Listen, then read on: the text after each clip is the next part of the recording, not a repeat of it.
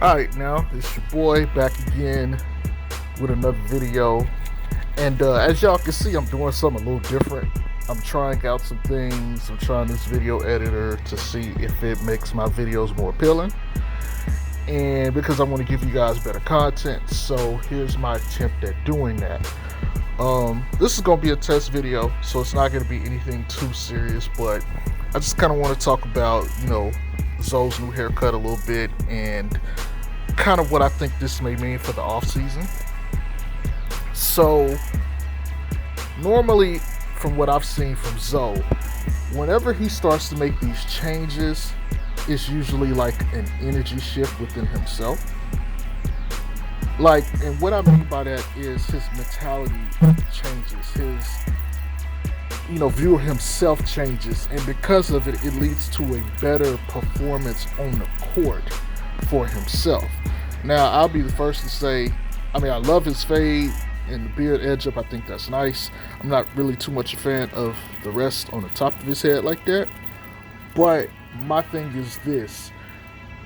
If this is going to translate into his energy going into the next season, where he's feeling a lot more confident, a lot more dominant, I think that's only going to benefit himself going forward and whatever team gets him, assuming he's not on the Pelicans and whatnot, what have you. And so that kind of goes back to, the things I've been talking about where I think he needs to work on. And like I've said, I've always wanted him to work on the stuff that, he's already had. The off-ball shooting, three-ball mechanics and stuff like that, yada, yada, yada. Continue to work those free throws and a couple other things. But, this offseason, the finishing through contact, the handles, the finding your spots on the court. Again, I think he took this opportunity this season. I said this at the beginning. I said this is probably going to be an experimental season for him to figure out where he likes to get his shots off at. And then this off season, it's like drill. Let's drill it. Once I know, bam, I can come back and already have, those Februarys and in January where he usually have his breakouts or his peaks. I think we'll start to see, prolonged greatness in him because of that. So, just me personally, I really love what I'm seeing from Lonzo as far as the haircut. I know the other day he had a picture of him driving his car. I don't know if he was in LA, but maybe he was headed to LA. And I think Chris Johnson Hoops is in LA. I could be wrong. But that may be part of what he's got going on. Going out there to link up with Chris Johnson, or hell, even Key the trainer. Maybe he's going to link up with him. I don't know. More than likely, it's probably not happening. It wasn't happening, I guess, in that moment because I know he still had the finger injury. But whenever that's done, I probably expect to see the videos and stuff of him, Demo, doing their thing and getting some shots up and practicing. Here's the other thing too. LaMelo and them just lost the other day. And so since LaMelo is out, who knows? He might go link up with Zoe and they may go ahead and train together this offseason. And, remember, I said Jello possibly, not sure. He kind of possibly hinted that, if there is a Drew League, maybe the boys might get back together. So who knows? We might go see them get some run together this offseason. And all I'm going to say is this. Ball boys are instant money, man.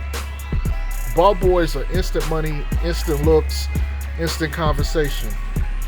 Imagine the first time there's a Drew League game and you got Jello, Melo, and Zoe step out on that court and they start hitting you with the old Chino Hills game where they pressure in full court and they throwing these long lob passes and they just get up there running up the scoreboard. You think ESPN and all the other networks ain't gonna be all over that? And then that's not gonna just stop. What's gonna happen is Lonzo Ball looks really good next to LaMelo. LaMelo looks really good next to Lonzo. Jello looks good to both next to both of them, and they're playing competition. Maybe James Harden, somebody might be out there. You might be like, was LeVar right? And then depending on who's having a good season next year, how things go, it might be like, hey, maybe you should consider getting the ball boys on the same team. I expect that noise to pick up in the next couple years, especially if Lonzo starts to ascend and as LaMelo starts to ascend. Like, depending on the situation, like let's just say Charlotte's situation with James Borrego is not, fulfilling itself. They'll probably get another coach or somebody better coach the team. We'll see. But I'm just saying, it's a possibility, not a guarantee, but it's definitely a possibility that they're going to push that narrative.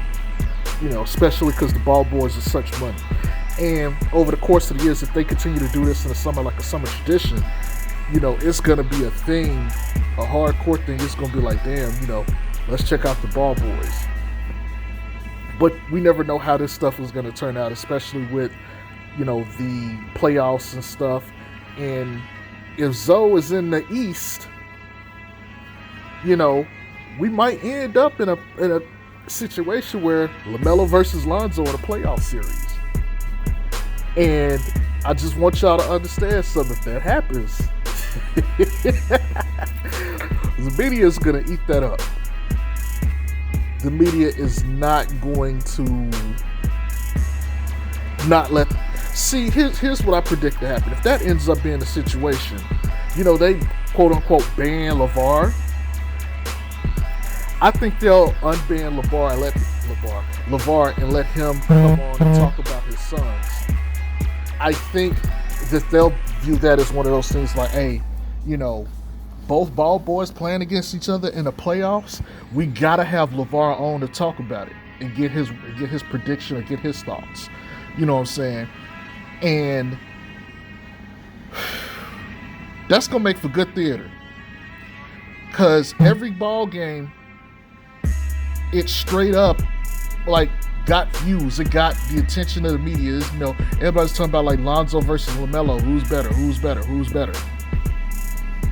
And most people would take LaMelo over Lonzo. I'm one of the few that still side on Zoe's side and think he's better. But I'm just saying, it's already bad enough and the media isn't, it's there. It's a thing. They're not like LeBron crazy when every time LeBron, like the LeBron Curry thing was all over social media.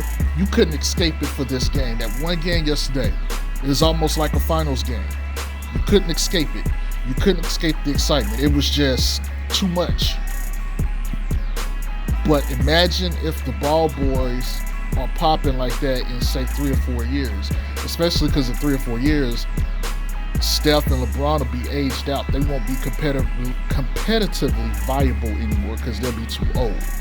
Same thing with players like KD, Harden, Russ, and some of the others. And so this will be these guys' time to ascend and, pretty much take over the league. So, and I think I've mentioned this before in the video, probably like a couple weeks ago, probably like 3 or 4 weeks ago. Which is what I'm looking forward to. It was nice to have that game with Indiana and Charlotte, but Charlotte just didn't come to play. And truth be told, they didn't have enough. They truly just didn't have enough. Indiana was just too good, and I like Indiana. Sabonis is one of my favorite players to watch, along with Turner and a couple others out there, but most of them are out. I think Karis LeVert was out on health and safety protocol, so he's gone for 14 days, so he's pretty much done for the postseason. They won't make it past the first round, so he's pretty much done. But anywho, that's all I really wanted. I just want to test out this new video editing stuff to see how it works, so I hope y'all have a good one. Peace.